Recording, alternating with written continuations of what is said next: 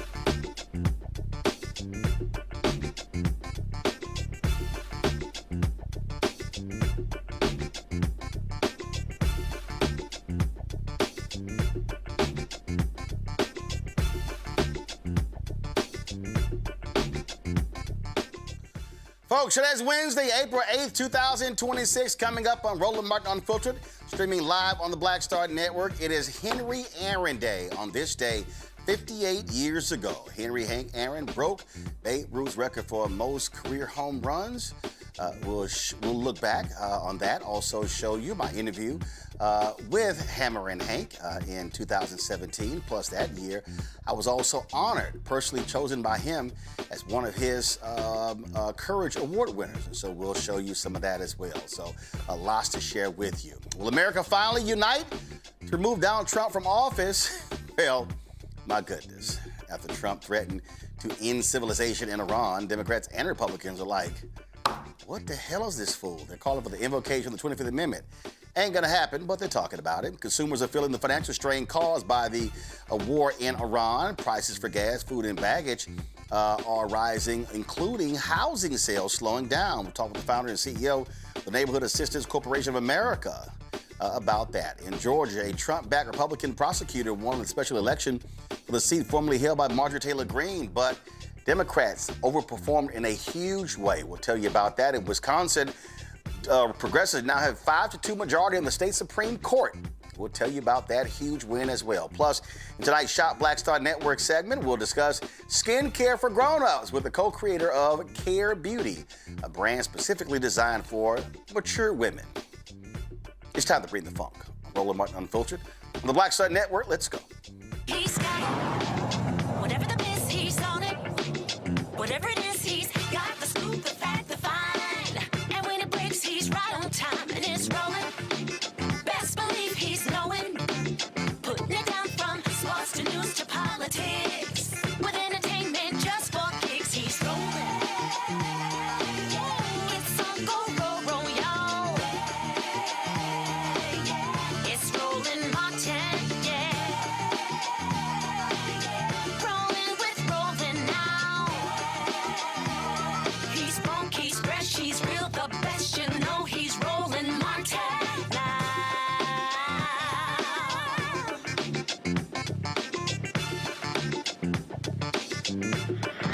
Martin. All right, folks. Well, the twice impeached criminally convicted felon-in-chief Donald Trump. Remember he talked about, he's going to end civilization and bombing Iran.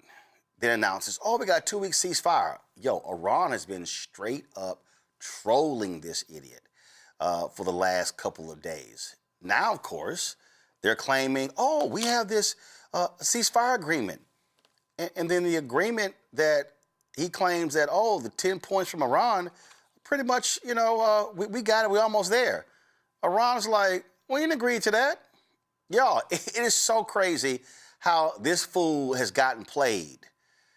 And of course, you have Democrats and Republicans who say, what's going on? Connecticut U.S. Senator Chris Murphy tweeted, if I were Trump's cabinet, I would spend Easter calling constitutional lawyers about the 25th Amendment.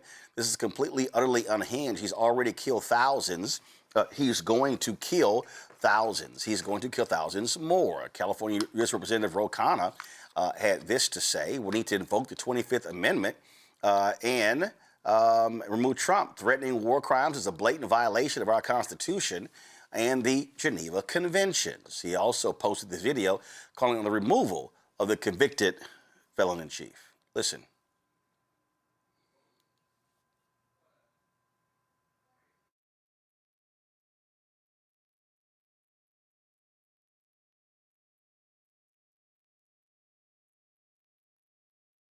I don't know what y'all doing, but y'all should have the Ro Khanna video. All right, Congressman Ilhan Omar tweeted this. This is not okay. Invoke the 25th Amendment. Impeach, remove. This unhinged lunatic must be removed from office. Representative Sylvia Garcia chimed in. She said President Trump's threats isn't just intimidation. He is openly calling for war crimes. As a Christian, I'm calling for peace. As an American, I'm calling the Republicans and the Congress to act immediately. Donald Trump is unfit to be president. He must be stopped. It's time for the 25th Amendment. This war must end. We need diplomacy, not bombs. We need peace, not war. Even some Republicans weighed in. Former Congressman Marjorie Taylor Greene said, 25th Amendment, not a single bomb is dropped on America. We cannot kill an entire civilization. This is evil and madness. But let me tell you what's also madness, y'all. When you have people like the idiot Megyn Kelly. Now, mind you, this is the same idiot Megyn Kelly who said, I don't care if Donald Trump drops a nuclear bomb, I'm still going to vote Republican. That's what she said, okay? But now all of a sudden, Megyn has some issues with what he says. Listen to this, y'all. Roll it. Now, as you can imagine, that post did not go over well with the Iranians or with many Americans. I mean, I don't know about you, but I am sick of this shit. I'm sick of it. Can't he just behave like a normal human? I mean, honestly, like the president, 3D chess, shut up. Fucking shut up about that shit. You don't threaten to wipe out an entire civilization. We're talking about civilians just casually in a social media post. You know, like I am the first to try to understand Trump and his strategy and to not freak out over his weird social media posts and language that is loose and incendiary. Truly, I've lived with it for 10 plus years. I learned it the hard way when I was on the receiving end of it for 9 months. And truly, I think that was a gift to me in many ways because it helped me really come to understand what he does with his social media. But this is completely irresponsible and disgusting. This is wrong. It's wrong. He should not be doing it. I don't care that it's his negotiation tactic is to kill an entire country full of civilians, men, women, and children. An American president so that the Strait of Hormuz will be opened. It's just wrong. It's not hard to say it. It's not hard to recognize it. I wish he would stop doing this. Like, he can't negotiate without doing this. What does that say about him? What does that say about the position that our country is in right now in these negotiations? He's got to say this. He can't be a dignified, strong leader without threatening a bunch of war crimes. Like what is he, Genghis Khan? Like what is he trying to do? And why can't he do it with strength, threats? Sure, go for it. That don't diminish and demean the United States of America in this way. Okay. Seriously, Megyn Kelly, you can go to hell. You voted for this. Megyn, do we need to remind you, you stood at rallies with him, pushing folks to vote for him. You knew he was nuts. You knew he was crazy. You knew he was insane. There is nothing in that post of Donald Trump that is different from him descending down escalators talking about rapists and killers from Mexico. Nothing.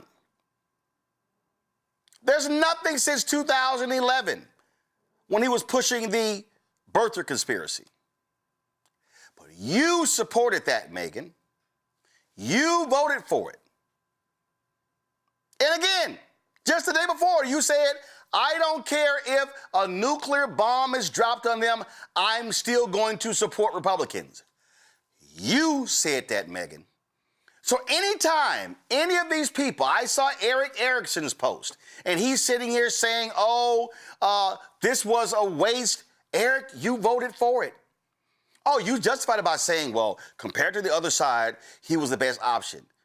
Well, guess what? When you get in bed with the devil, I don't want to hear you complaining about how hot it is there. Because you chose to hang out with the devil. So you can't complain about the heat. Because you picked it. So all these Republicans, I don't want to hear, oh no, this is wrong. We're above this. Y'all voted. See, let me remind you also, Megyn Kelly, this man led an insurrection, got impeached a second time, and you still supported him after the evil of January 6th.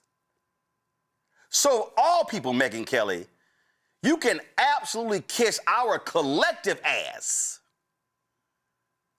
because y'all are full of crap. MAGA is full of crap. He is who he is.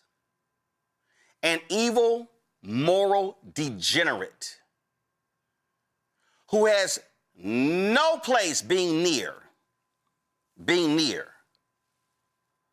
the nuclear codes. In fact, I can remember a certain person who was running for president. And I remember that person was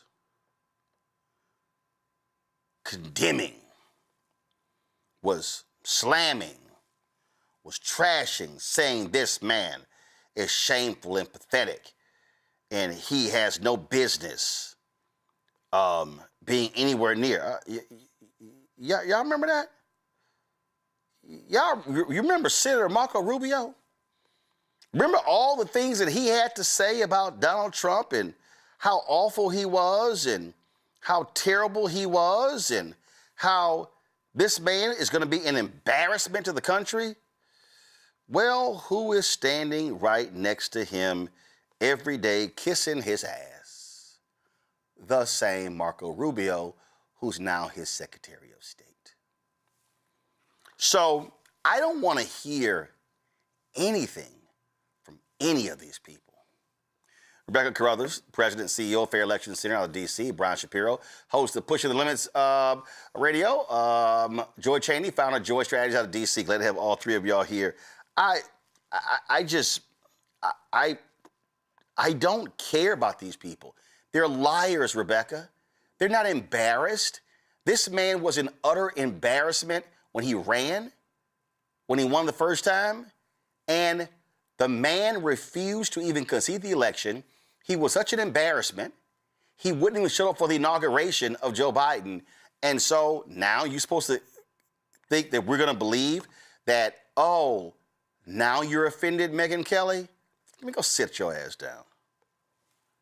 And Roland, she would do it again, despite what polling is saying that overwhelming majority of Americans aren't happy with the direction that the country is taking, especially with the war in Iran. We still know that many of these same folks who don't like specific decisions will still vote to support President Trump if there was an election held today. And with Megyn Kelly, the grift is real. She sees where the future of her party is going. She also understands the future of where this country is going. And she understands that she was beholden to a very unpopular sentiment. The MAGA movement at some point is going to die a very miserable political death, right? And so she sees it. She wants to make money. She's a capitalist. What we're dealing with here are indeed grifters, Brian. That's who they are. And again, my whole deal is I'm going to take you for what you said the first time, Marco Rubio. You knew he was a crook. You knew he was corrupt. But you also sold your soul to sit next to him. Marco Rubio once said that if Donald Trump wasn't running for office and his father didn't give him a $500 million company, he'd be selling fake gold watches in Manhattan. Now, as you said correctly, Roland, he is kissing his ass. What have we gotten from this war? First of all, we were told that there was a ceasefire. Now we learned today there was no written agreement for a ceasefire. Market manipulation. The Strait of Hormuz has closed down again. Both Israel and Iran have broken the ceasefire deal. Iran agreed yesterday to what was this 10-point plan, and this 10-point plan was all for Iran, and no, we didn't get anything out of this thing yet. Donald Trump, Pete Hegseth in his press conference today, Caroline the Liar Levitt, all lying. They're all lying, saying that this was an America First 10-point plan. It was an Iran 10-point plan, and now the war has begun again. And I'd like to know who made $170 million in the market with oil yesterday before Donald Trump announced this alleged ceasefire. I think we should investigate that as well, but I'm sure Kash Patel won't do that. Megyn Kelly has no credibility. These MAGA grifters, as you pointed out, have no credibility. They're despicable. They're disgusting. And, you know, that's why we all call it a cult, Roland. That's why we all call it a cult. What have we gotten out of this war other than our brave men and women coming home in caskets? This costing us $2 billion a day, might I add you. And we've gotten nothing out of this in another 2 weeks. I'm telling you right now, this is not a conspiracy theory. I don't even think there was a ceasefire, Roland. I think this is bullshit. I don't think there was a ceasefire. I think this was market manipulation. The Strait of Hormuz is now closed. They're literally lying about it to the American people today. I mean, I don't know where this war goes. I don't even think Pete Hegseth and Donald Trump know where this war goes. But we're not getting anything out of this deal, and more innocent people are dying, Roland. You know, Joy, go to my iPad, Henry. Charlie Gasparino, right-winger, CNBC, New York Post, he tweeted, Trump, this is yesterday, Trump just announced a 2-week ceasefire. If they open, and they will because they have nothing, who were the dopes who talked about war crimes? And so I responded, I said, Trump has announced many things. How do we know if this is true, Charlie? Trump lies about lies. He responded, Roland and Martin's laughing, no, Charlie Gasparino, you're the joke, because you actually believe that fool. We all knew no one believed the ceasefire was real, and Iran is sitting here laughing. And now it's like, oh, Iran's 10-point plan, and it's amazing. The so-called deal looks amazingly like the one Obama had already negotiated, except for this one gives Iran more than even that deal. But this is supposed to be Mr. Art of the Deal, the great negotiator. Iran is going to have more money after this, right, than they had before, because now people have to pay to gain access more than they were doing before, differently, because there was a deal in place. And this is what Donald Trump consistently does. He tears things down. He creates a crisis to distract from the last crisis. And then he has to create a solution. And then he says, look, we created a solution. But then when you look at the fine print, it's not really a solution. It puts us in a worse position than we were to begin with. Right? And the only people who've somehow made money are his people. Everyone else loses. Donald Trump has once again done what he's done with many of his companies, completely made a mess of things. He is a walking, dangerous disaster. The reason we were talking about war crimes is because what he was tweeting about or truth socialing about is considered a war crime. And Republicans were saying it was considered a war crime. He said it. None of the rest of us would have even thought an American president would openly propose and threaten engaging in a war crime against civilians. It is he that brought that into the forefront. The other thing I'd mention is when you were talking about, who said all these things bad about Donald Trump? Hell, you meant Marco Rubio, but I could have thought you were talking about J.D. Vance. He has, in the past, said horrible things about Donald Trump. I believe he akined him to Hitler, okay? So now he is his vice president. None of these people are credible. They are completely lacking in credibility. The only brand that they have is one of disingenuousness and going with the highest bidder. And the unfortunate part is that now they have, attached themselves to someone that even doesn't reflect their values. I also agree with Rebecca to the extent they have any. I also agree with Rebecca. They're looking beyond and they're turning the page and they're seeing Donald Trump is frankly, really at the end of his term effectively, and that they are trying to move on and get ahead of the curve and be a part of the future of the Republican Party. But at this point, he has many more years in his administration, and they're not going to be able to get away that easily. He is going to destroy not only our country, but their reputations as well. Again, nothing the man says, I believe. And so now all these people are scrambling, trying to say, oh, well, no, it was really a negotiating ploy. Nah, it's about just pretty being stupid. All right, going to do a quick break. We come back. We're going to talk about how the impact of the war in Iran is having on housing in America. You're watching Roland Martin Unfiltered on the Black Star Network. Why does it feel like we're going backward? Voting rights under attack, schools stripped of funding, Black history erased. This is the Trump MAGA agenda. They want to take us back. They are redrawing congressional lines in states across the country, deciding who gets power and who gets silenced. We see what this is, a power grab. Virginians won't be fooled. Show up, vote, take back our power. It's a temporary measure that gives the people, not politicians, the final say. Vote yes by April 21st.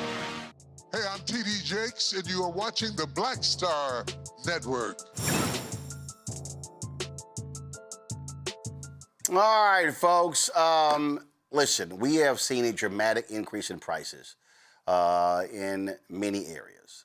You name it, it's gone up. Gas, food, all sorts of things. But this war with Iran could very well drive us into a recession.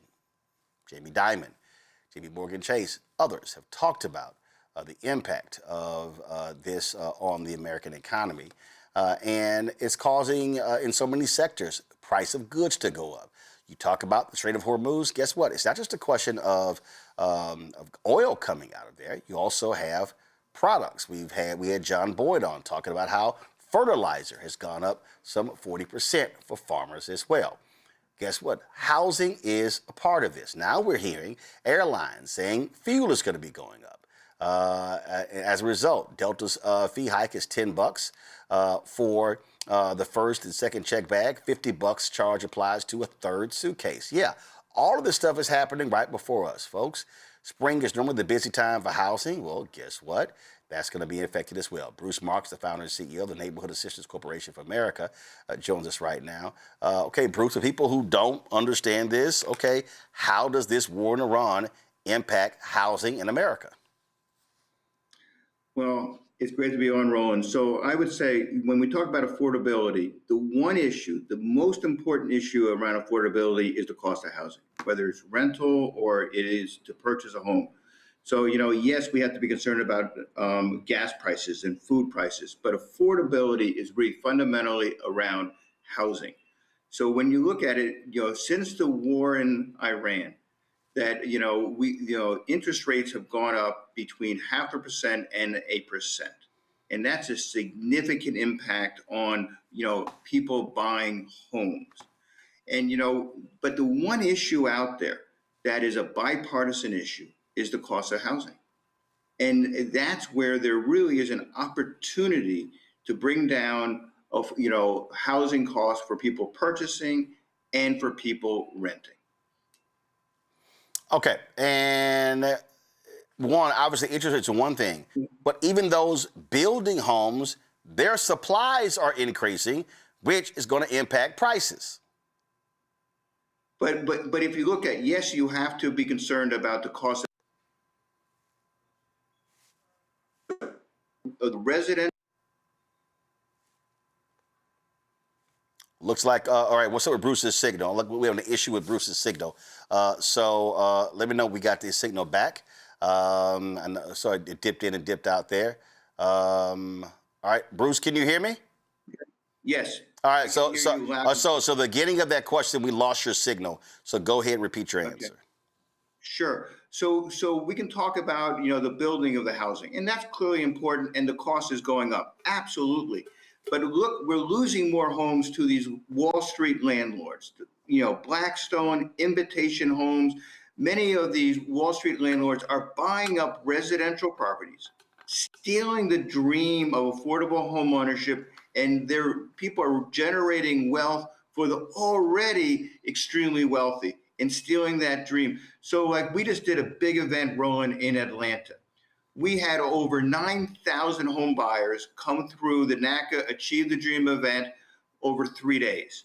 And the number one issue is people saying you can get people pre-approved. You can get people with, NACA's Best in America mortgage, which is no down payment, no closing costs, no fees. And today's fixed rate is 5.5% without consideration of one's credit score. So as good as that is, and as great of an opportunity, if you don't stop these corporate Wall Street landlords for paying cash for properties that should go to home buyers, particularly in the minority community and for, people who've been subjected to systemic racism, that's a devastating impact. So I think the focus has to be more on stopping these Wall Street landlords and then focus on reducing the cost of building.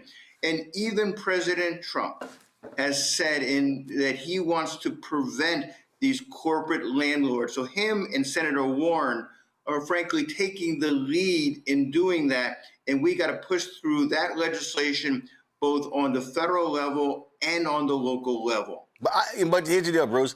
I don't believe that he's sincere. I believe that that was him trying to grab onto something that's hugely popular, and it hasn't gone anywhere. So I don't trust Donald Trump at all when it comes to this very issue, at all. And I would agree with you, but I would put I wouldn't just put that I'm not defending Donald Trump. And I agree that it hasn't gone, but I would put that on re-elected officials across the board. You don't see the Republicans or the Democrats standing up to these Wall Street investors. So I think, but from a grassroots point of view, what you saw with what Donald Trump does is he understands, as does Senator Warren, that this is a grassroots issue that, both parties have to pay attention to. And you see neither party standing up, taking on these Wall Street, investors out there. Get them to do that, and they didn't do that either. So on this one issue, Roland, I would say it's a pox against both of the political parties. Yeah, I mean, it's a real thing. We've talked about it on this show. I want to bring in my panel right here. Brian, I remember being on CNN in 2009 when the deal was cut with Wall Street. And I criticized President Obama then. I said, if there was any time that we had to fix Wall Street, it was now. They had no choice. There was nothing else they could do. They needed the federal government bailout. And he made a decision to stand them up because he did not want to see the economy recede even further. Right. But that was the time to fix it. And what ended up happening, they talked then about toxic assets, and that was mortgages. We bailed them out. They then said, cool, we're going to take this money, shore up our bottom line. I remember Citibank was trading under $1 or something like that.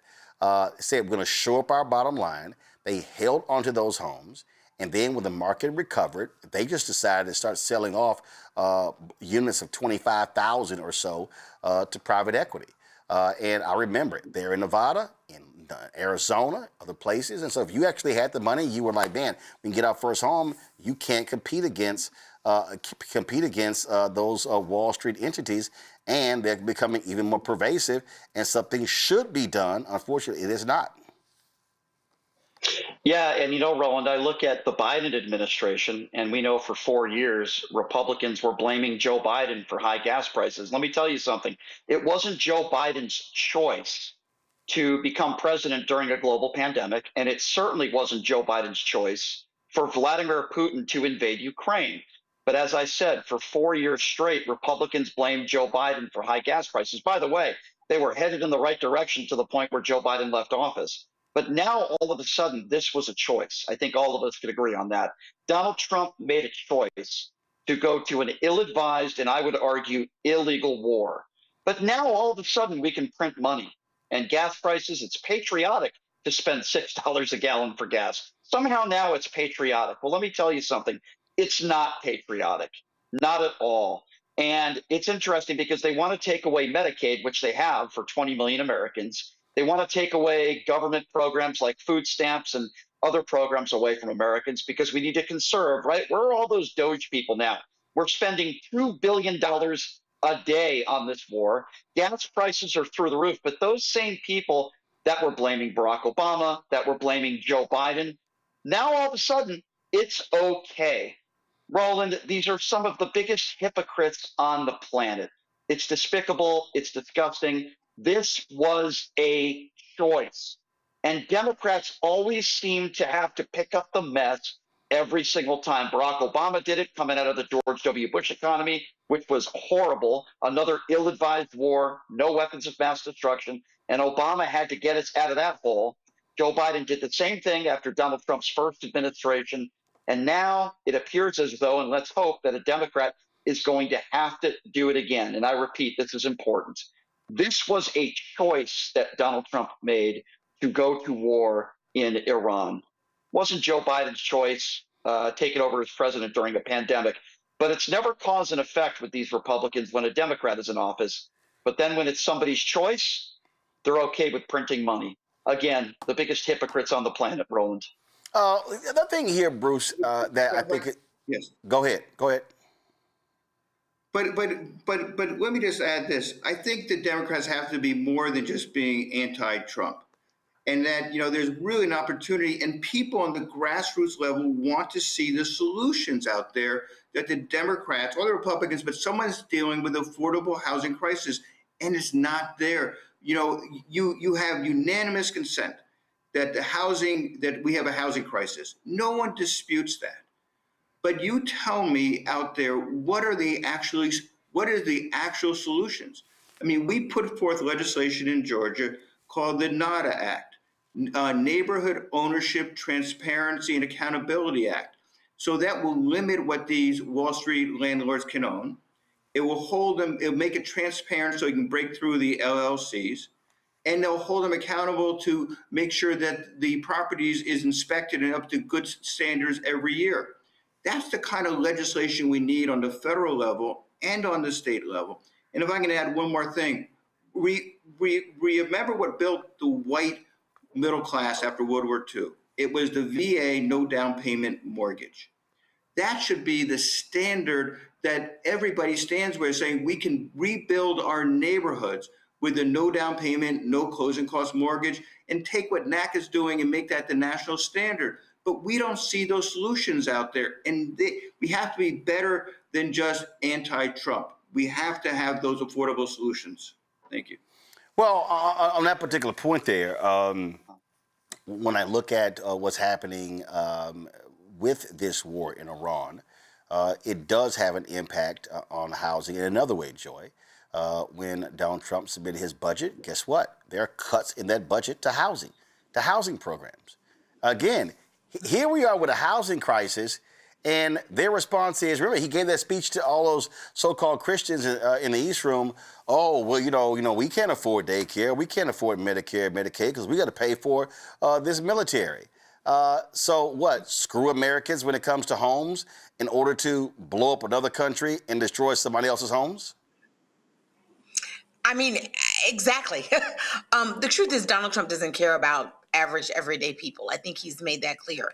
And if it sounds like we're a broken record, it is because he is so consistent across almost every area.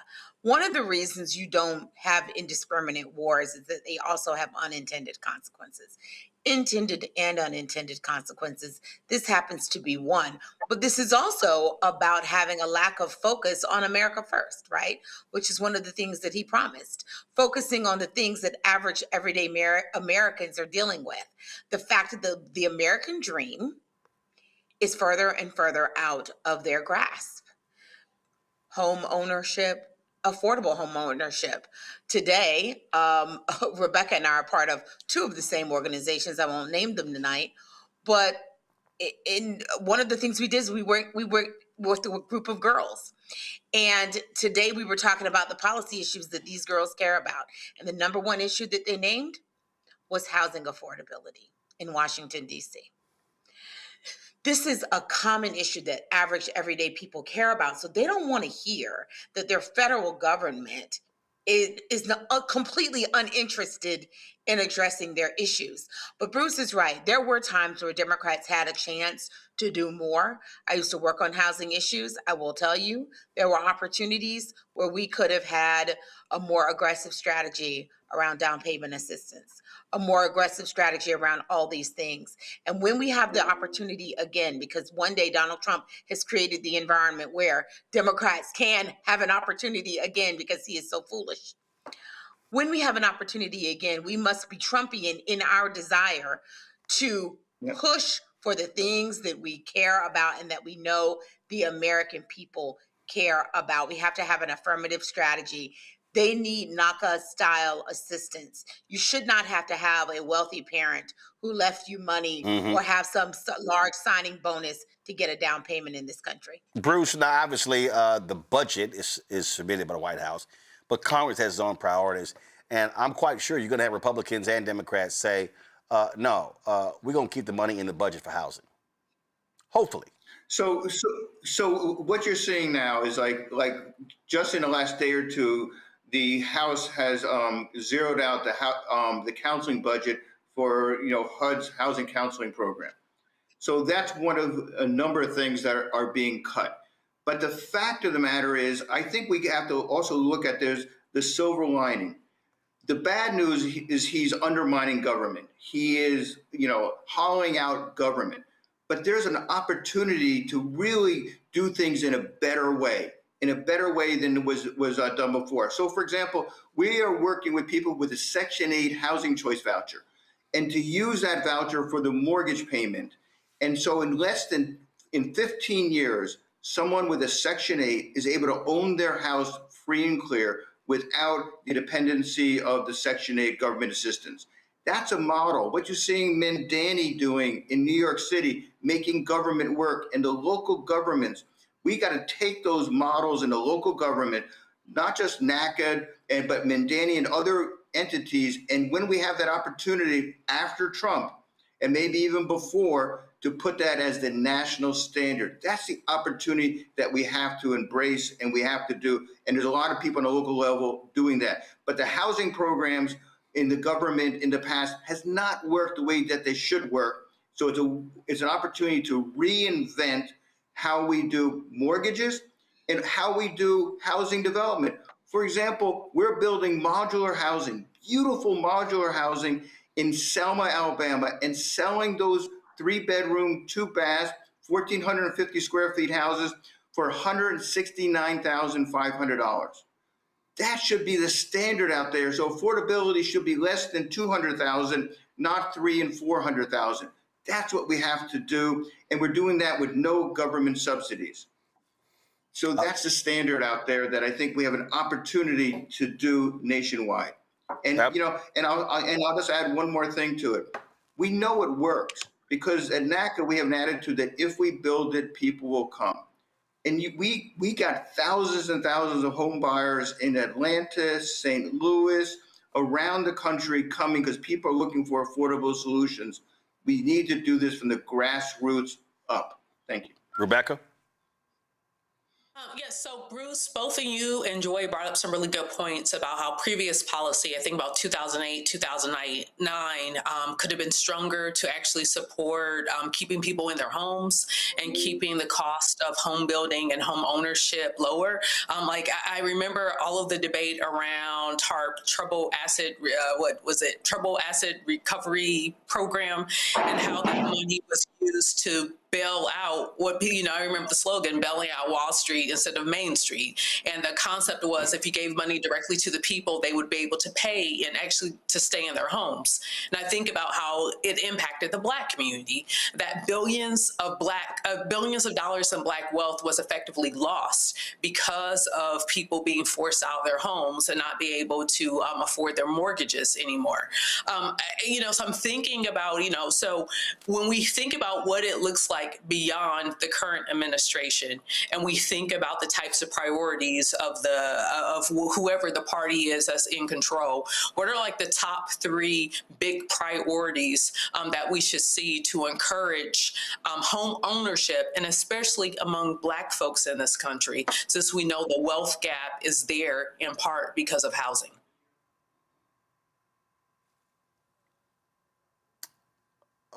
Bruce, are you still there? Bruce, did you hear a question? Yes. Sorry, I was just trying to turn on the lights here. Don't worry about it. Just go ahead and talk. We got you. Go ahead. Okay. Yeah. So that opportunity is there. I mean, but we have to be really clear. During the Obama administration, so much. There were over 3 million. Over 3 million. Homeowners, overwhelmingly people of color, who lost their homes through no fault of their own during the Obama administration, where he was criticizing, where he said it was a responsibility for both the homeowner and the investors.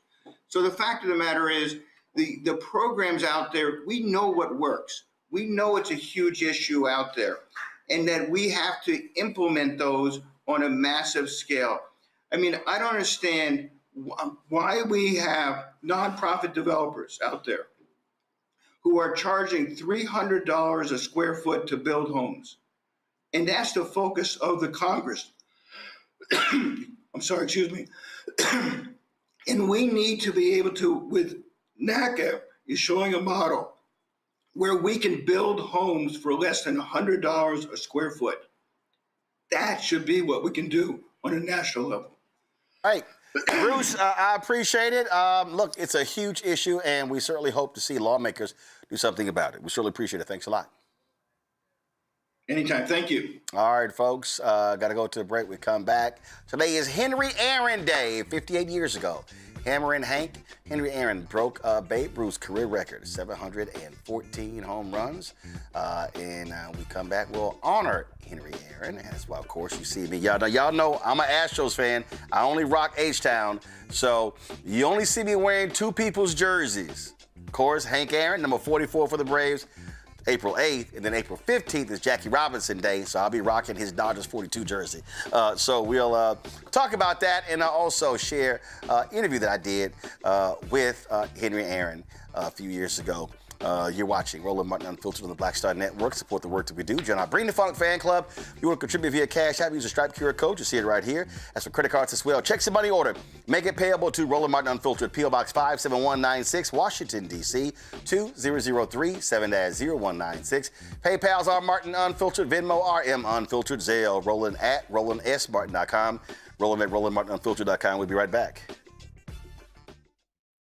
Protect your mind. I love you, son. And your mother. More than anything. And I'm gonna keep doing the best I can to prove it.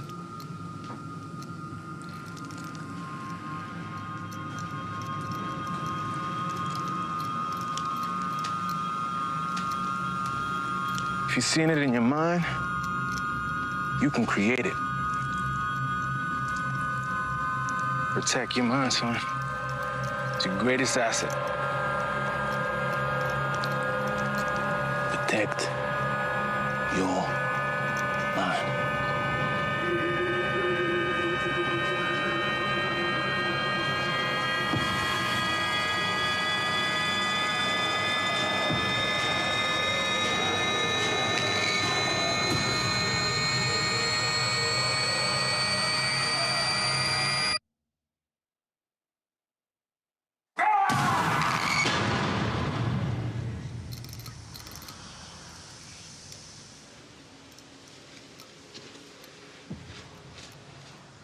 Virginia, we are counting on you.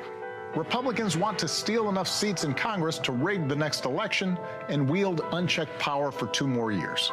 But you can stop them by voting yes by April 21st. Help put our elections back on a level playing field and let voters decide, not politicians. This is the responsible thing to do. Help us chart a better path forward, Virginia. Vote yes by April 21st. With medicine and science under attack, I want to keep you and your family informed and healthy. I'm Dr. Ebony Hilton, and I knew at the age of 8 that I wanted to be a doctor. So I studied hard and became the first African-American female anesthesiologist hired at the Medical University of South Carolina since its opening in 1824. And I always say I was made into a doctor, but I was born to be a mom. And as a new mom, wife, sister, daughter, and friend, I understand how frightening a medical crisis can be. I care for individuals on some of the worst days of their lives, and it's my mission to provide you with a safe space to gain clarity on issues affecting your mind, body, and soul. I recognize that there are health disparities, particularly as it pertains to race, and I want to help bridge the gap between you and your healthcare providers. Join me every Thursday for Second Opinion on the Black Star Network, where each week I'll invite experts from various medical fields to share the latest health news. We'll discuss topics such as the vaccine debate, mental and sexual health, medical bias, infertility, menopause, andropause, nutrition, and aging. Together with my medical colleagues, we aim to provide you with a second opinion. Don't miss it, Thursdays only on the Black Star Network. MAGA Republicans ended diversity programs, cut funding for Black students, and fired federal employees. And they won't stop there. Now, they've redrawn congressional maps so that they can rig the November elections. But we have the power to stop them. By voting yes for fair elections, we have the final say on who represents us in Congress. This is a temporary measure to restore fairness. They are not backing down, and neither can we. Make a plan to vote by April 21st and vote yes for fair elections. How you doing? I'm Mark Curry, and you're watching the Black Star Network. That's why I got these glasses on, because that black star is bright.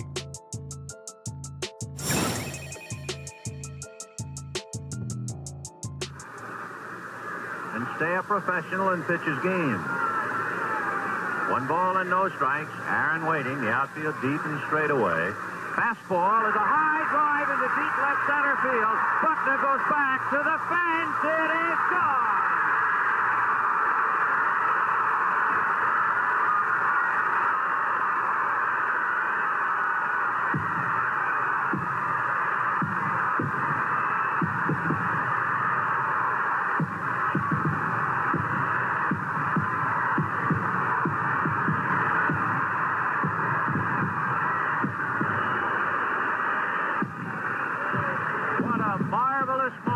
For baseball, what a marvelous moment for Atlanta and the state of Georgia.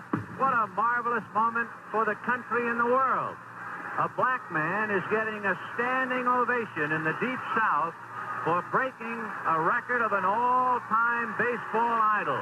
And it is a great moment for all of us, and particularly for Henry Aaron, who was met at home plate not only by every member of the Braves, but by his father and mother. He threw his arms around his father, and as he left the home plate area, his mother came running across the grass, threw her arms around his neck, kissed him for all she was worth. As Aaron circled the bases, the Dodgers on the infield shook his hand, and that was a memorable moment. Aaron is being mobbed by photographers. He is holding his right hand high in the air, and for the first time in a long time, that poker face of Aaron shows the tremendous strain and relief of what it must have been like to live with for the past several months. It is over. At 10 minutes after 9 in Atlanta, Georgia, Henry Aaron has eclipsed the mark set by Babe Ruth. You could not, I guess, get two more opposite men. The Babe, big and garrulous and oh so sociable, and oh so immense in all of his appetite. And then the quiet lad out of Mobile, Alabama, slender and stayed slender throughout his career. Ruth, as he put on the... Folks, history was made on April 8th, 1974. And what was really crazy about that, you see that film, his mom hugging him, she was afraid that a sniper was going to take a shot at her son. And she said, if they shoot, they wouldn't have to hit me and hit him. Henry Aaron dealt with massive amounts of racism in America in breaking that record. It was not a great opportunity for him. He went through hell, did not get to enjoy it at all. Armed security guards, the racist letters and stuff that came to the offices of the Atlanta Braves. But he kept on. He eventually hit 755 home runs. Historic career, entered the Cooperstown, the Baseball Hall of Fame, went on to become a baseball executive and also a big-time entrepreneur businessman in Atlanta. Well, 2017, I got an opportunity to sit down and chat with him at Operation Hope's Global Hope Forum, and this was our conversation. I want to talk a little business with you, but first, Saturday, 70th anniversary, Jackie Robinson, Major League Baseball, 20th anniversary of them retiring his number in all of Major League Baseball. Just finished reading his book, I Never Had It Made. And I said to anybody, you have to read this book to understand that this was a different kind of brother. Yes, he was. And now that we're talking about it, you know, they're getting ready to erect a statue of him in Los Angeles Saturday. It just so happened that I've gotten 3 or 4 calls, and I'm just wishing, trying to figure out a way that I can be there. And Rachel, who doesn't travel that much, is going to be there with him, going to see that the statue be erected. So I am very proud. And, the thing I think that I think about with Jackie Robinson and the thing that he went through, it wasn't just baseball, hitting a baseball, but he had to be such a gentleman off the field.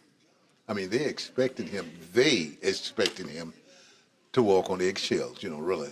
And his inner self, though, was one always to fight back. Yeah, well, that's right. So to temper that. Yes. So he just had it. And the last time I saw Jackie, of course, was at, I believe it was in Cincinnati, when he made a statement and said, I'll be more happier than anybody in the world if I can see a black man at least coaching third base. So those are the things, and those are the things that really made me feel like I was walking in the footstep of a giant. I've said this repeatedly. Some people got mad at me. I didn't care if they did get mad at me. So there was so much made out of the first African-American in Major League Baseball. But I've reversed it. I've said, no. The best Major League talent was in the Negro Leagues.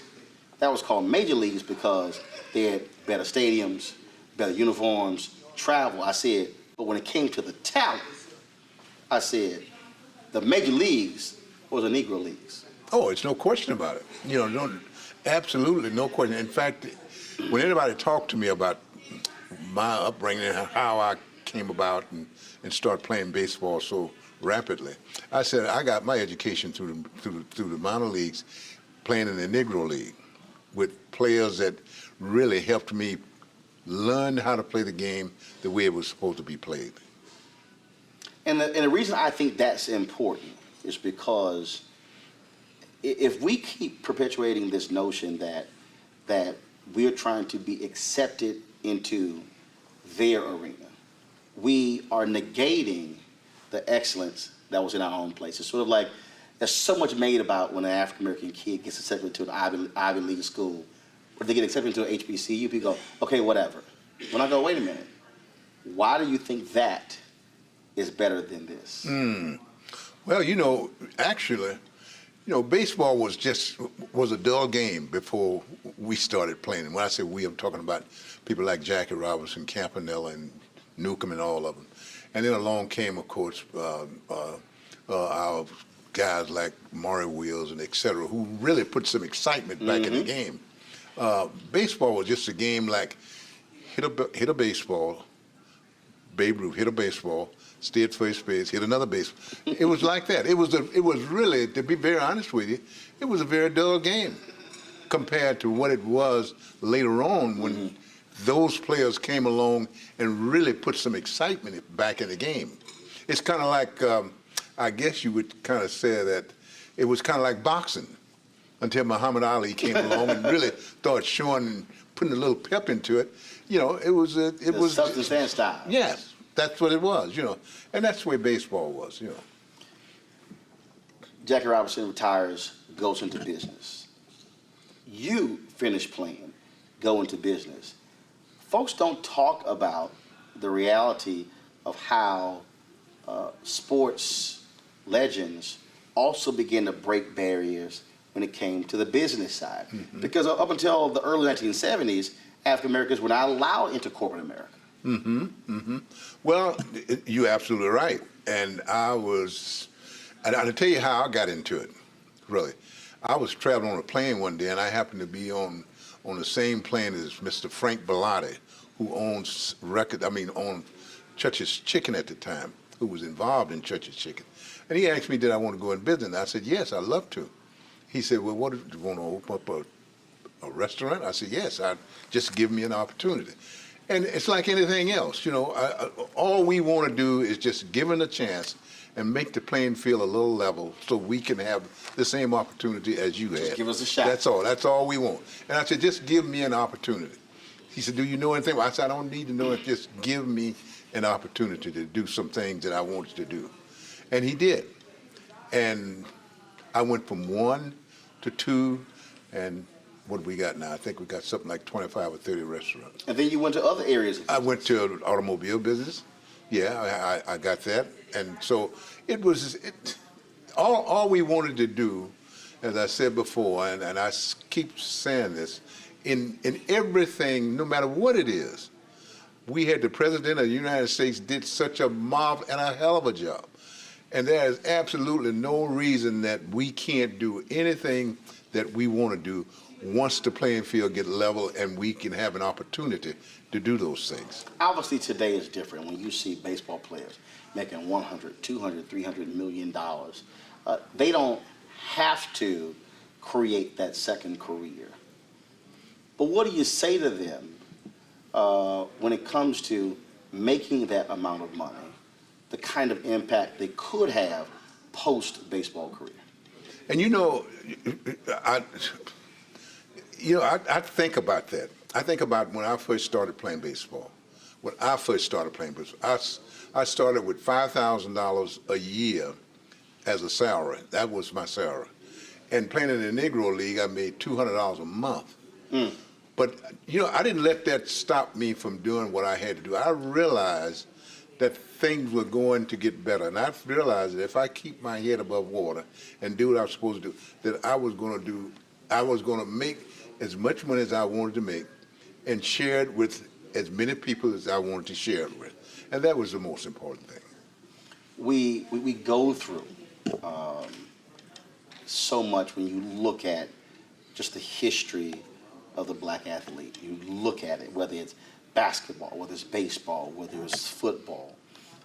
And there's no doubt, I believe, that you can tie in the advancement of African Americans in civil rights in this country to the success of black athletes, making it clear, as you said, as what James Brown said, just open the door and I get it myself. Right.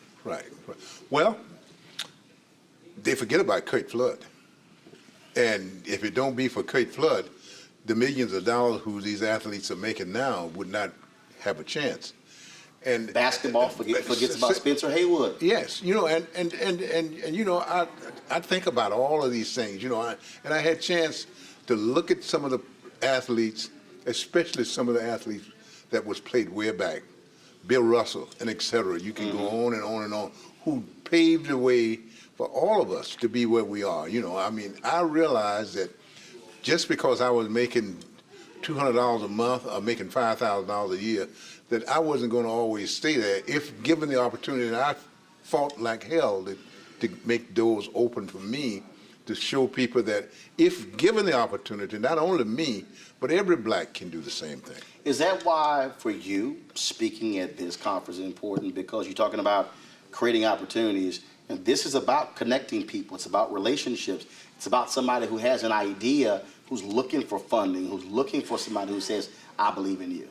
It is. It gives me a chance. Of course, I've been knowing Andy for a long time, but it's given me an opportunity to talk to so many young people and people who have been able to make some money, but also been able to say, well, just because I make money, it doesn't necessarily mean that it belongs to you. You have to learn what we have to do. And I say this, I think the most important thing is that we have to learn how to share.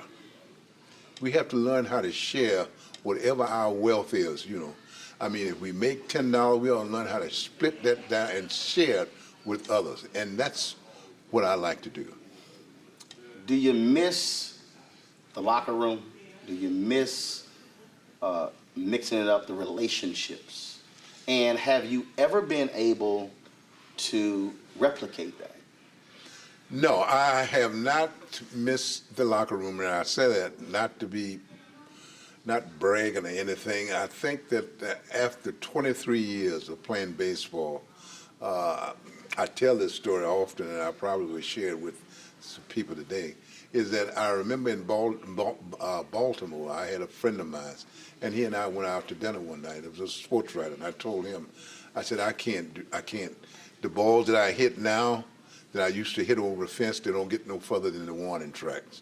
I said, I slide to second base, and I get halfway, and that's it.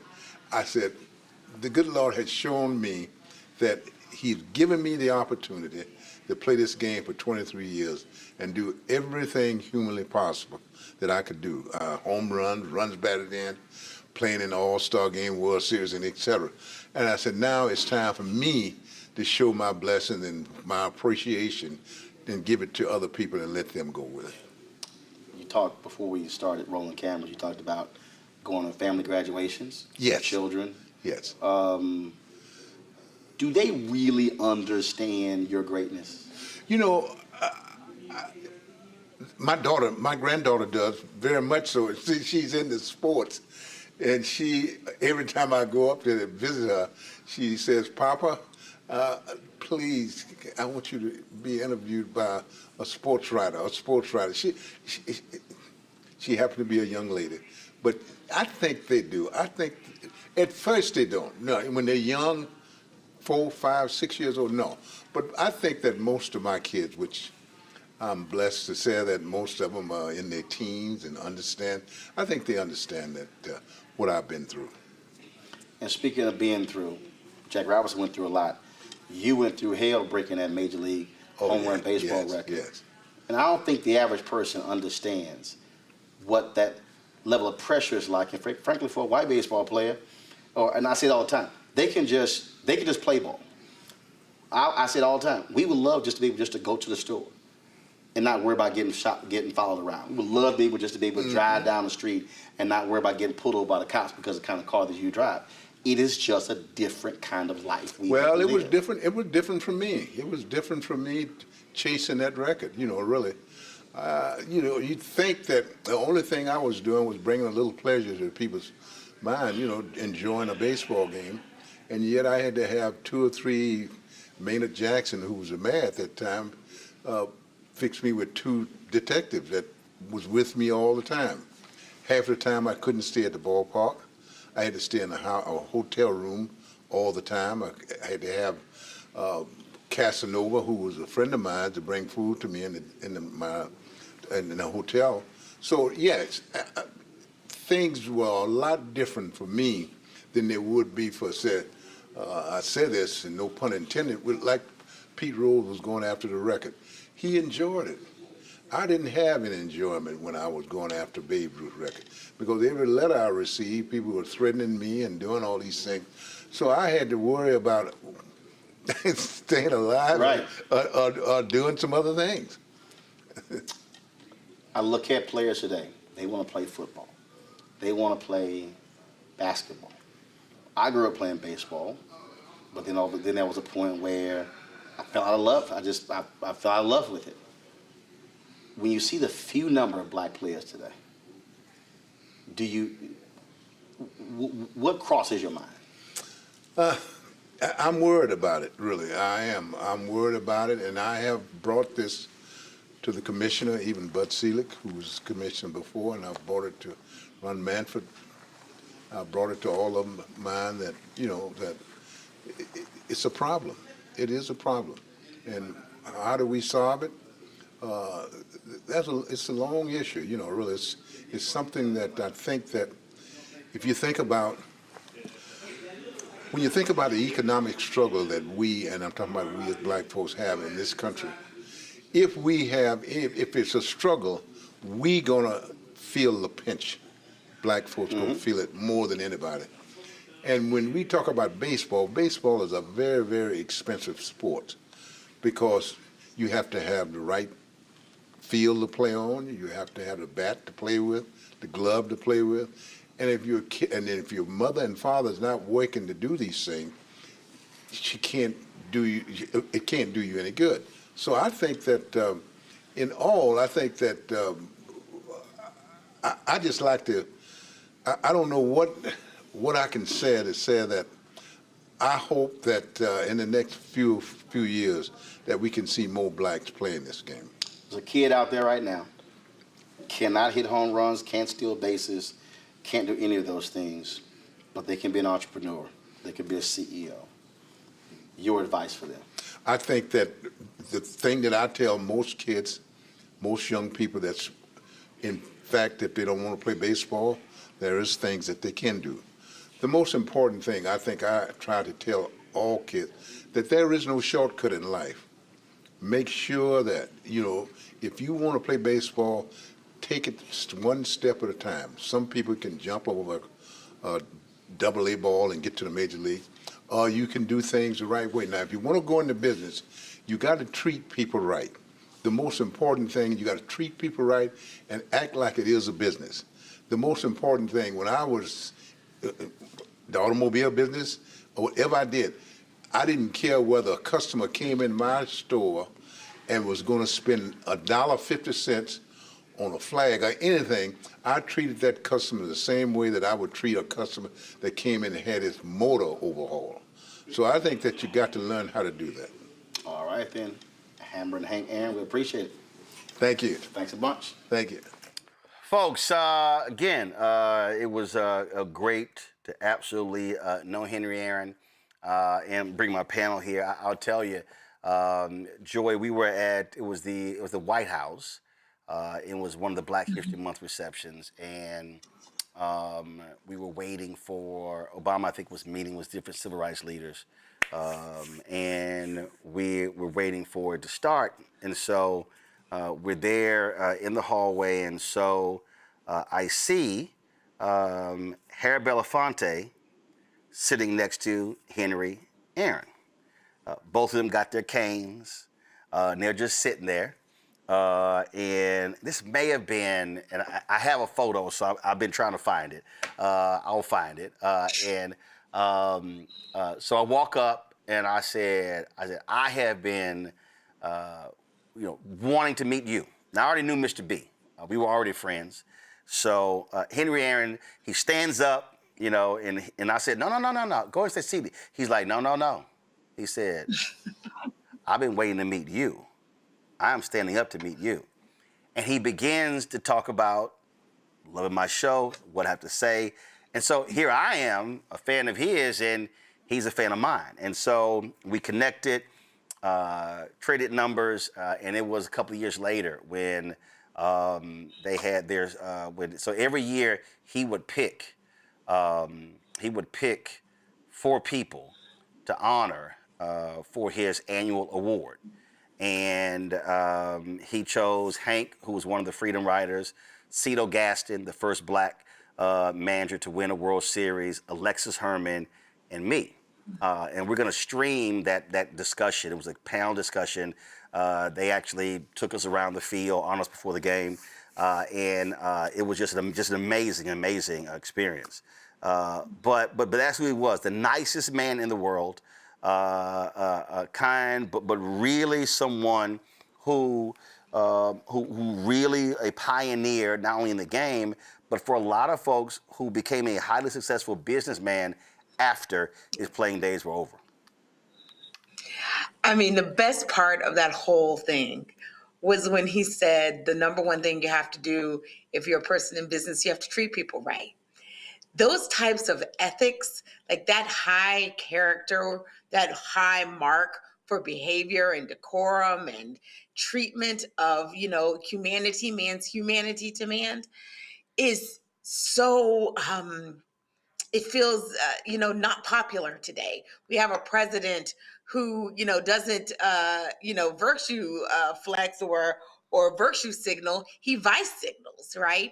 He encourages the worst in us. He's the devil in that way. At least I feel so, and I'm sure others agree.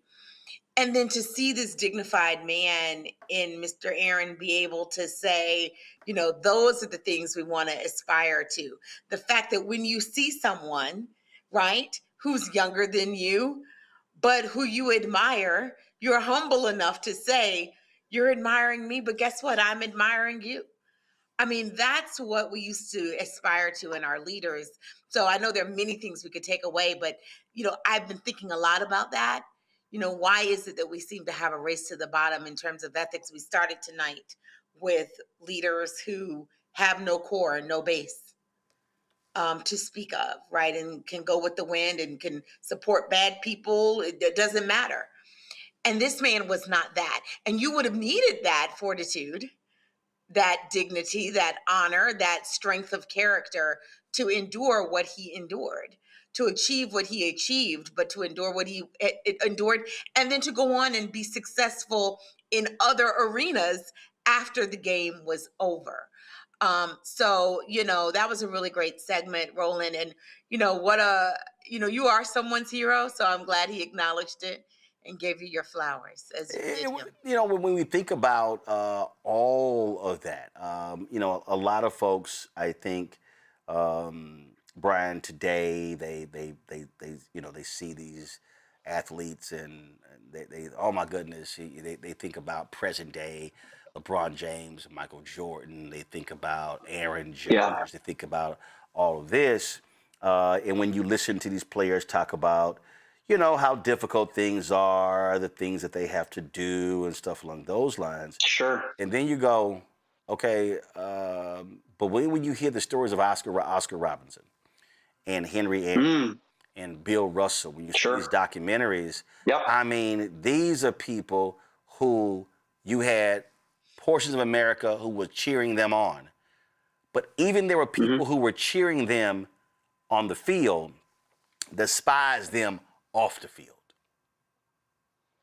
Yeah, really good point, Roland. And it's interesting because, I grew up a Boston Celtics fan, and you just brought up Bill Russell, who I had the pleasure of meeting here years ago in Las Vegas. Just the stuff that he had to go through. And as you know, the racism that took place in Boston. When I look at that home run, I'm almost 46 years old, right? I wasn't old enough to watch that live. I believe it was 52 years ago.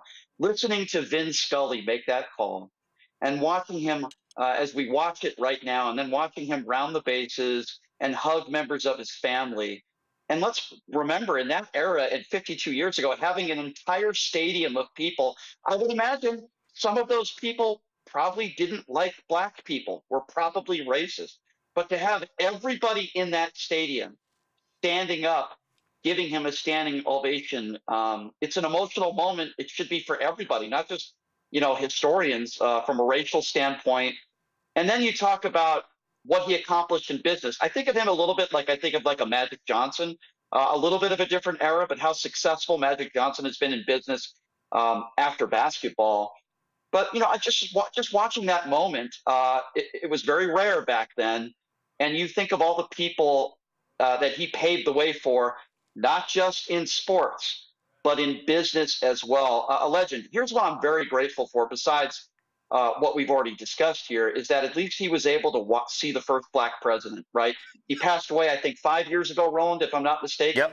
Yep. He was able to witness the first black president, which is so awesome. And at least he was able to watch Joe Biden defeat Donald Trump. I'm grateful for that, too.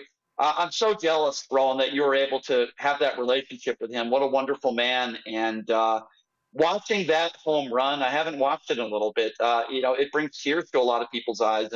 And what an incredible moment. One of the most historic moments, not just in sports, but when it comes to race as well, and how it, collides with sports. It really was a special moment. And I really enjoyed that interview you did with him. I thought you did a great job.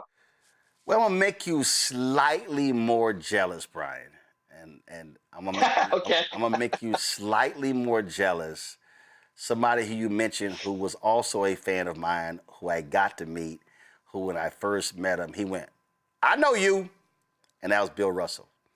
And Bill Russell was also famous for he not signing autographs. And when he didn't like that. well, he not always. So not always. So he. Can I just say? Can I defend him real quickly though, Roland? Hold on. I want to show you this. Hold on. Make sure this is connected. And this is cruel. No, I'm just saying. When he mentioned, I was like, "Oh God!" I was like, "Should I?" This man is about to cry on TV. I was like, "Should I do it?" Okay, I'm gonna go ahead and do it. So Russell, so Brian Russell again. He was not. He was not always about signing autographs. But when they republished his book, "Go Up for Glory." His wife also hit me up. I know his daughter as well. And this came in the mail. Actually popped up. Let's see if we get it back. This came in the mail, Brian. And I right here. Hold on, man. Why? Wow. Why is the connection not staying? Hold on. See, they don't want me to be Roland. right. They don't That's want me. Okay, I think we got it now. It keeps It keeps popping out. So it came in the mail, and he actually sent me an autographed copy of that book. So Bill Russell did not like signing autographs, but he did sign. He did sign, and it's crazy. It stays up and then it goes off. All right, we're gonna show it in a minute. Go ahead. Let's see. This will stay up now. Let's see. Or will it pop off? What's wrong with my HDMI line? There you go, Brian. There it is. Bill Russell. Wow. And I hope people go watch his Netflix documentary. It's unbelievable. Rebecca. This history is incredible. Is also the reason why the state of Texas, the state of Florida, the state of Arkansas doesn't want this taught in their schools. The reason why they don't want it taught in their schools is when you think about baseball today, it's typically a lot of white players and then it's Cuban players. There's been a lot of black erasure in baseball. While I'm not the biggest baseball fan, I do remember growing up and seeing Ken Griffey Jr. and seeing Bo Jackson and Deion Sanders and understanding that they were superstars and they played baseball. Obviously, Bo Jackson and Deion Sanders also they weren't just limited to baseball. The reason why I'm bringing this up is like when you think about how expensive baseball has become and has made it less accessible for kids across the country, and that's a shame because oftentimes this country talks about how baseball is such an American sport and it's such a rite of passage. But what's unfortunate is that all kids get to experience that rite of passage and to understand the history of baseball and the excellence of baseball. I'm also thinking about some of my family members who were a part of the Negro League. I didn't realize this growing up. It wasn't until I was an adult and I was able to see those family artifacts and to understand the history that, many of us, across the country, we have family members who were a part of that history as well. Absolutely. And if y'all have not seen, you mentioned Ken Griffey, he is a friend. But if y'all probably missed this, Sunday on NBC, it's probably on Peacock, you can watch it. They had a special called Number 24. So Ken Griffey last year, Ken Griffey is now an accomplished photographer. And so what happened was last year, he got a chance to photograph the Masters. And they did an entire hour. It's an unbelievable special. And it was like I say, it was just unbelievable. So, matter of fact, they actually have it up. So if you actually go to, let's do this here. I'm gonna play the trailer.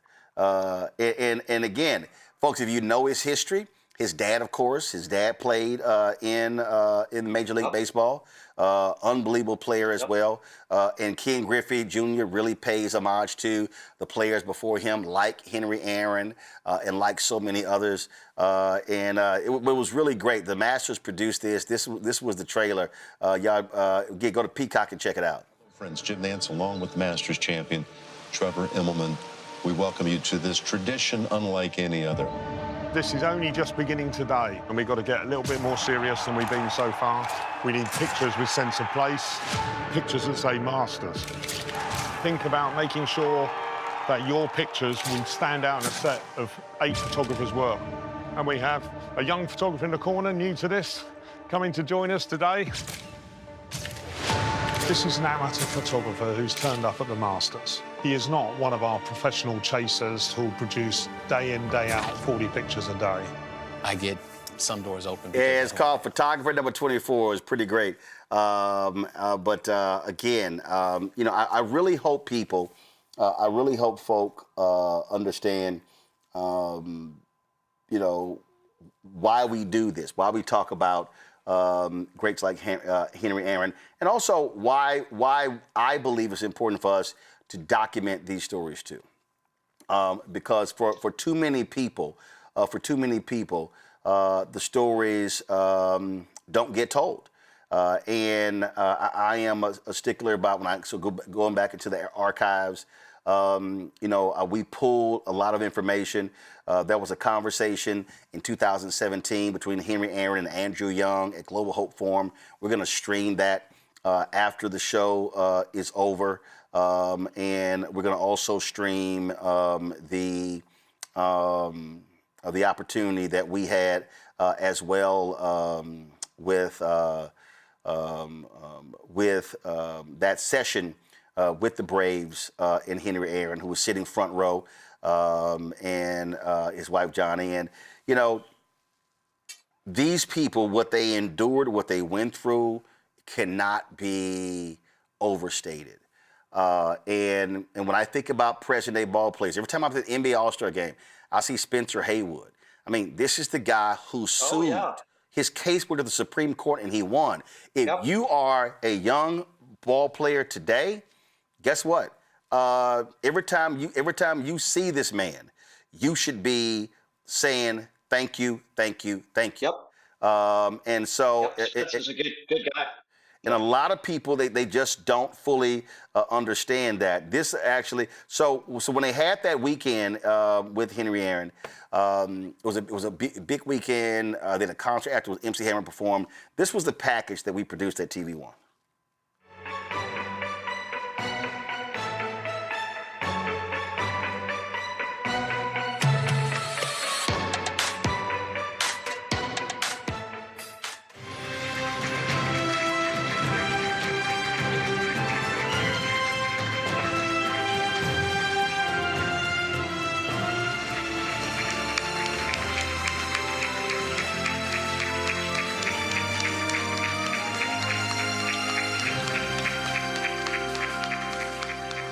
Sports is playing the role it should be playing right now? Sports can't play the role unless the people in sports assume the role.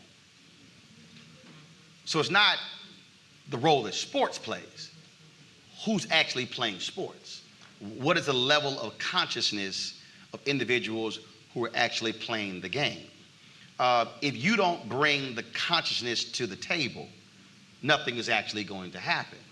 One of the reasons, as Cito said, one of the reasons you see more players speaking out because the money has changed. Freedom, money also brings freedom. When your checkbook can be controlled, then your mouth and your mind can be controlled. And that's, and I don't care what that is. I mean, I was Cito and I were talking backstage, and you know, I spent 6 years at CNN, and the way I operate, I'm not going to be, there are two things for me. You can be present or you can have presence. I'm not trying to be present. You're going to feel my presence, even if you don't like it. When I did the Monique show a few years ago on BET, she said, you know, Roland, you know, you say stuff on TV, I'm afraid you're going to get fired. I said, well, first of all, I start every job with the premise I'm going to get fired anyway. I mean, three things are going to happen. You're going to get fired, leave, or you're going to stay. All right? So I just don't believe being there and saying nothing and doing nothing. How can you talk about what's happening in society if you don't deal with the league, and then you don't deal with the team, then you don't deal with teammates? And so the question is, how do you have an impact? Are you present or do you have presence? And I think what we're lacking enough players who have a level of consciousness where they are informed enough to speak on issues. And then if they don't know, they call somebody first. I can tell you there are players who have said stuff, and I'll call them and say, bro, you know what the hell you're talking about. So before you talk again, call me first before you open your mouth, because you look crazy. Same thing with a lot of entertainers, and I've done that with a lot of different people. And they'll hit me up and they say, hey, Roland, this is going on. What do you think? Should I say this here? Yes, no, and we'll go with that deal. But that has to be in here. If it's not in here, it's not going to happen. And the power of your position also dictates your level of influence. Right. The reason Colin Kaepernick still doesn't have a job in the NFL is because not enough star players are standing with Colin Kaepernick. Not the dude who on special teams who can get cut. Right. You're not going to cut the guy you paying $80 million. The headliners, the people and you so, can't afford. Right, and they're scared. How are you scared when you're making $70 million? And half of your contract is guaranteed. We just saw the other day, Chris Long became the first white player to actually stand with a black player when it came to protesting with the national anthem. And see, even with that, people are saying, how dare you protest the national anthem? First of all, read the actual national anthem, not just the parts we sing. Read the third stanza. Yep. See, and that's part of the problem. Where we stand today in America is that we are operating based upon his story and not history. In honor of Hank Aaron Heritage Weekend, tonight, the Atlanta Braves are celebrating Negro League Baseball. Joining us on the field. So, folks, we're going to have that full conversation after today's show, so I hope you definitely check that out, because it was great to hear from Hank, one of the Freedom Riders, from, let's say, Cito Gaston, Alexis Herman, and it was pretty cool. So we had a great time. And in fact, what was really interesting, I did an interview with Henry Aaron about Colin Kaepernick, and we were watching the game, and I'd asked him, had he ever met or talked to him? He said no. So I called Kaepernick and put them on the phone for them to talk. And when we did the interview, that's when all the different networks grabbed it. ESPN had me on the air talking about it. And Hank Aaron was quite vocal about what Colin Kaepernick was doing, was supportive of what Colin Kaepernick was doing, and wasn't afraid to actually say something. This is what he said. I do. I think he's... No, it's not. I think do it again. So, Hank, you got some thoughts about Colin Kaepernick? Well, I think he's getting the wrong deal. I think that if I look at, I've been watching pro ball for a long time, and I think that if you look at all of the quarterbacks in the league right now, I think you have to say he is 1, 2, 3, 4. I don't think anybody can do the things that he do. So, you know, I just wish somebody would open up and give him a chance to do his thing and say, hey, you know, he's entitled to whatever he did, and let's forget about it, and let's go on with it. And do you want to see other players stand up and stand with him? I'd love to see some other players stand up. I would love that. I think it would give him some incentive. I think it would help him. I think the thing that bothers me about this whole situation is the fact that he has gone to all these camps, I suppose, and really, and nobody seemed to think that he stands a chance of being number one. Here's a man that a young player who almost carried a team to a championship, to a Super Bowl. I remember that, because I was a Raven fan and he was playing against my team, the Ravens. But be that as it may, I think that somebody needs to give this young man a chance. And clearly owners are making a decision that they do not want him signed. I think this decision is coming from the owners. I don't think that it's coming from general manager. I do know that Harbaugh and also Ozzie Newsome, I'm not putting them in harm's way, but I say that if they look at it and say, hey, let's open the season up, we can't open the season up with Flacco, then who's the second best? Look, you went through the experience, Jackie Robinson, players standing up. Here's a guy who's speaking about police brutality, what's happening to African Americans. It is if they're saying, we want you guys to just shut up, play ball. Yeah, you know, and to be honest with you, I can understand what you're saying. Those days are gone by. You know, I talked to my grandson who's now going in college, and I try to tell him that, you know, when you're stopped by a policeman or something, unfortunately, you have your own right. You can tell people what to do. Now, when I was growing up, to be honest with you, many, many years ago, my mother always told me, say, if you got stopped by a cop, just throw your hands down and that's the end of it. But today, these kids are very smart. You know, and they understand and they know exactly what's going on. Well, Colin was very appreciative of your words when you talked to him. Yes, yes. And I really enjoyed speaking with him. And I just hope that somebody, I really do, I just hope that somebody will find a way to give him a chance to play. Got it. All right. Thank you. Appreciate it. Thanks for the honor. Thank you.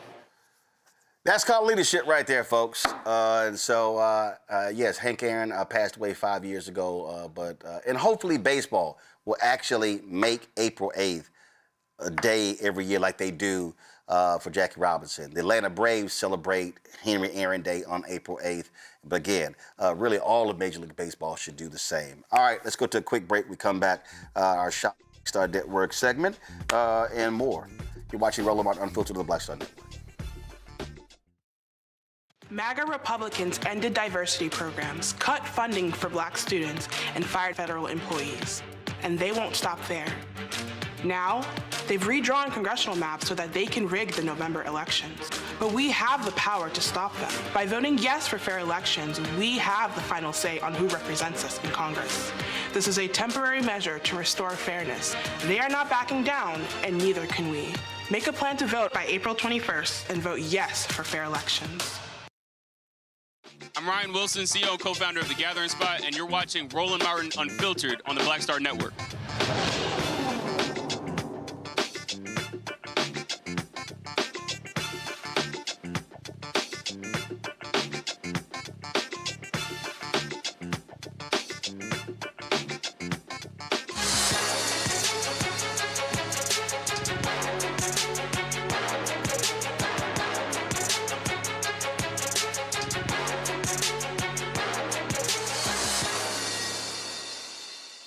Folks, as we get older, our bodies have different needs. For instance, our skin becomes thinner and drier, which can result in wrinkles. Tonight, we're the founder of Care Beauty, who claims to have the secret to age-awesome skincare with products designed to keep your skin looking radiant, firm, and smooth.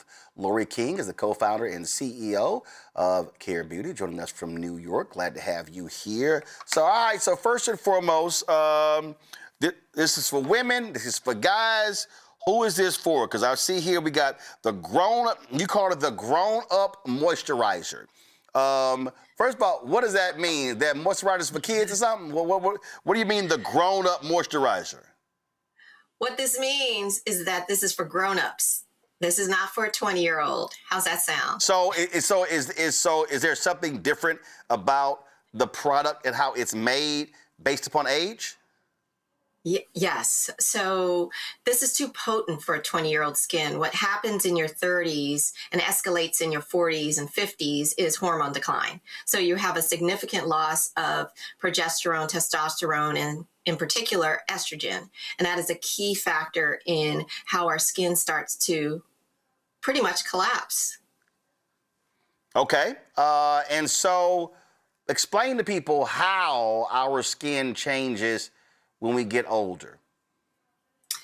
As we get older and we have this loss in hormones, we start to lose our ability to actually produce more hyaluronic acid compounds in our skin, which is actually like a goo molecule within the skin, like, you know, mortar is to a brick house. So as you lose that mortar, your skin starts to sort of fall in, and it's not getting the hydration that it needs. It's also not getting enough collagen production. Your collagen production is slowing down significantly. So in order to help drive that, you have to develop, and what we've done is develop patented and proprietary delivery skin systems that help to enhance the longevity, wellness, and health of the skin. And so ultimately, as your skin is aging, it just is healthier and hence younger looking, so that you glow and that you don't have to cover yourself up all the time. Wow. Okay, so you have the grown-up moisturizer. Then we have moisturizer. Then we have the an Oprah Daily Beauty Award. Then we have the Triple Lift Molecule Mask. What is this? Yes. Triple Lift Molecule Mask is it's like a spa facial in the jar. A lot of these clear masks that you see out there on the market, that you see all over TikTok, what's happening is they are made of microplastics. And a lot of people don't realize that there are these hidden ingredients that are in these products that don't help your skin to excel. So we created something using a natural sugar called Pouillan that you glide onto the skin, you let it tighten, And what ends up happening is it dries just like an eggshell mask, but you feel like you've had a spa facial. It's amazing. Okay, all right. So then we have the Theorem Serum Boost. Yeah, so the Theorem Serum Boost is our #1 seller. It's actually our hero product. We sell it on QVC. We obviously are doing that with you. But what this is an all-in-one solution for your skin. And what I mean by that is, you know how you go and you have all of these different layers to what you're doing in terms of your skincare regime? Well, I used to be one of those people who would have all of these different steps to how I'd apply my skincare. And all of those steps just, keep adding money. So our serum actually is a great face serum, but it's also wonderful for around the eyes. So it has targeted ingredients that work for around the eyes. And what's really important for this serum is that we use a biofermented peptide. No one actually ferments their peptides. Peptides are clinically proven to enhance the collagen production in your skin. I like to say that it's a personal trainer for your skin, and that's what this serum is doing. We have a lot of wives that buy the product and then all of a sudden their husbands are trying the product, including my husband. So it's a product that was developed for women, but your skin is your skin. And as we all know, our skin is our largest organ, yet we're actually not really paying attention to it in the same way. And there aren't a lot of proprietary or patented skincare products out there, especially from Black founders. So I know you've spoken with Ron Robinson. We grew up in the industry together. My background is working with people like Elizabeth Taylor, Halle Berry, Celine Dion.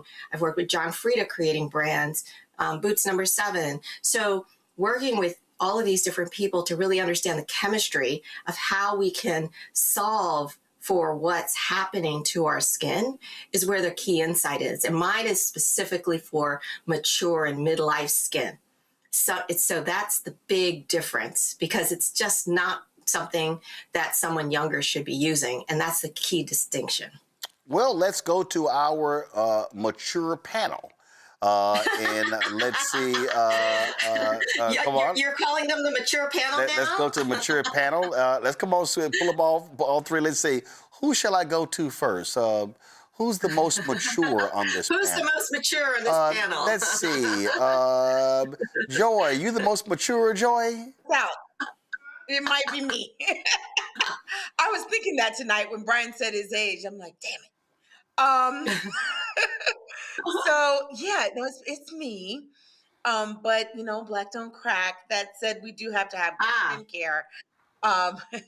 And so, I'm really glad to have you talking about this. I think that not enough of us think about things like sun protection, think about things like moisturizing, all sorts of things, because we look at our skin, we're like, oh, it's dark. We see, perhaps not as much as we see on the faces of our friends who are fairer skinned. That said, we can still have all kinds of skin cancers and problems, etc., dry skin, etc., that everyone else can have. And I'm really loving that you're talking about not just skin for people of color, but also skin for people of color and those who are more senior. And I think it's great. Thank you so much. When we started this brand and we thought about the formulations, it was very important that they worked on us. And one of my best friends is Carla Hall, and she and I went to Howard University together. And HU? Yeah, HU. Oh, y'all, calm down. Well, Carla and I were in the Kamala class, so it's like a really great experience. So Carla, I sent the products to because she'd always had these significant skin problems, and when she tried them, she called me up. She was like, "Oh my gosh, these are amazing."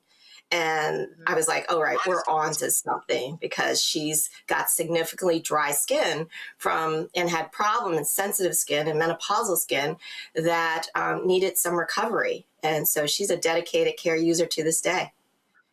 All right, then, Rebecca. Can I say one more thing? Oh, go ahead.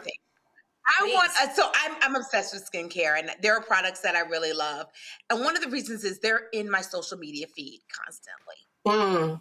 And how do you get a chance to do that too, so that people can discover your products? I discover a lot of products that way.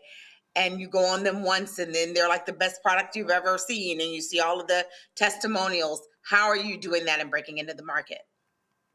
You know, it's our customers. They keep coming back and they keep talking about us. We need more people like you to try our products, talk about them on social, talk about how amazing we are, but also just tell your friends. And so that's how we've been able to build this brand over the past 5 years, to have 70% of people coming back, because we have these stories. For example, one woman who also went to Howard Law, she was like, oh my God, I used your serum and I saw my doctor, I got my Botox, and they were like, I didn't need as much Botox. What are you doing? What's different? And there's cases of people who were only, we were on Tarrant Hall, and this woman was using Vaseline, and she tried our products, and she said, I haven't ever found a product that I could walk away from my Vaseline. She broke that bottle. She was calling me to get another bottle, and we hand delivered it to her because she was in New York. So those are the types of stories that show the excitement for our formulations and the point of difference. When people try it on their skin, there's a difference, because they've been spending so much money on these big names, and a lot of them are actually not differentiated. I've worked at these big companies. I know what they buy in terms of ingredients. We own our formulas. I also buy every ingredient myself. So everything that's in that bottle is something that you can trust. And we use glass packaging instead of plastic. We use aluminum here around the jar because we're being more sustainable instead of plastic. A lot of these things are just important details, yet our price points are still between $50 and $100 in terms of the large sizes. So we're not like the $300, $400, $500 miracles in the jar where you're sitting here going, why am I spending this? It's not really working. Brian. All right. Brian's well, like, what do I say? No, I'm going to blind all of your listeners right now, okay? I am Casper the Friendly Ghost. I'm a very bald white man. I have very white skin. And I did something very stupid the other day. I decided to play golf and not put on sunscreen. Oh, hell yeah, that's dumb. No. Are you serious? Yeah, very, very stupid. I was playing with a friend of mine, and I just forgot. And I'm like, hey, I'm in Las Vegas. So I have like a farmer's tan now, and my skin is peeling. If you notice, I'm a ginger. Unfortunately, I grow hair in all the wrong places these days. I'll leave it at that. But what advice would you give to somebody like me who's a ginger who peels so much? What should I do? You know, I'm not a sun care expert, I'll say that. But one of the key things is everyone, including, everyone, even Roland knows your SPF is so important. I have lupus, so for me, SPF has been particularly important, and I choose not to burn. I wear hats, etc. In terms of skin health recovery after you burn, it's almost like a permanent damage. But there are things such as vitamin E's and that are more healing to the skin that will support that skin recovery. And there's other things that you can get over the counter to help with that. But I would say that you just have to form more of an occlusive barrier, and that's kind of what Vaseline unfortunately does. But there's other things like that will help the healing process as you're going through it. I hope that helps a little bit, even though I'm not a scientist. Well, listen, I've got multiple golf bags, and I have a minimum SP 50 in each one of those bags. So, and Yes. and if you're going to be out playing, Brian, you can't put it on one time. You're supposed to reapply it after the third hour. Yes. Oh, and wow. Also, okay. I made a big mistake.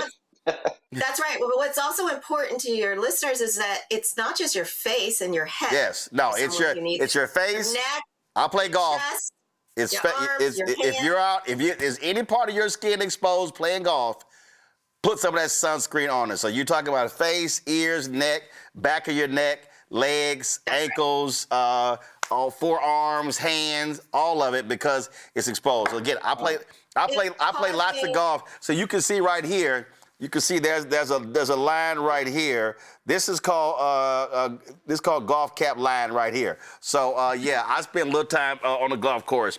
All right, y'all, Care Beauty. You can check out the products on shopblackstarnetwork.com. Shopblackstarnetwork.com.